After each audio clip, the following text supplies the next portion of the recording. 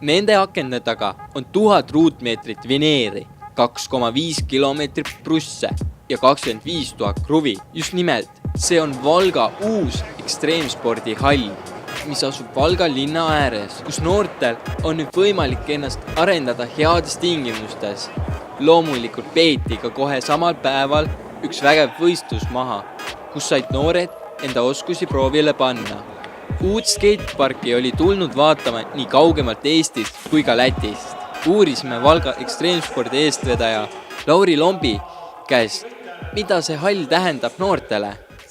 Ma ei tea, mis see kõigile noortele tähendab, aga kindlasti väga paljudele võimalus sõita, et sisehalli omad on väga suur privileeg, et paljudes linnades ja külades on olemas välitingimused, aga sõita aasta läbi, no see on ikka väga kõva sõna.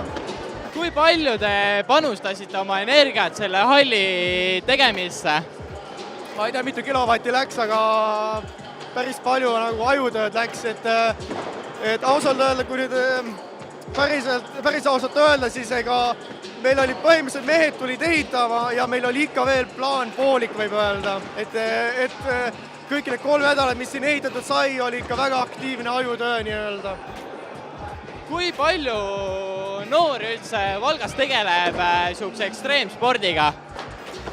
No, väga raske seda numbrit nii-öelda välja käia, aga ma ütleks ise, et mõnikümmend ja kindlasti see on nii-öelda madal seis, ma ütleks heas mõttes, et nüüd, kui meil uus väga heades tingimustes sõiduvõimalused on pakkuda, siis ma usun, et mõne aastaga see number võib mitmekordistuda kohe ilma naljata. Vana ekstreemspordi all on tegutsenud juba üle 10 aasta ning tingimused olid muutunud kehvaks. Nii, et vana halli pidi sulgema ja noortel polnud enam võimalus sõita kuni uue skatepargi avanemiseni.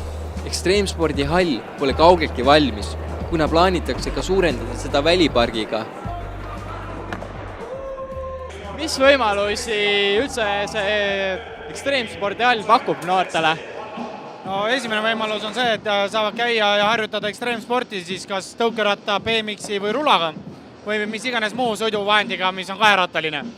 Ja teine võimalus on see, et siin on uues hallis on neil soe, nad saavad hoida oma rattaid siin, saavad remontida neid siin. Meil on lauatennise laud, saavad pingsi mängida, lõbusalt lihtsalt aega veeta. Kui tihti hakkab võistlusi ekstreemspordi hallis toimuma? No ma loodan, et sellise võistlusi nagu täna siin avamise puhul hakkab toimuma meil vähemalt kord aastas. Loomulikult siin koha peal ma loodan, et noored ekstreemsportlased on ise valmis neid korraldama, aga Valga linn tuleb kindlasti appi ja aitab nii nagu ka täna, nii ka tulevikus kindlasti me abistame neid ja loodame, et võimalikult tihedalt.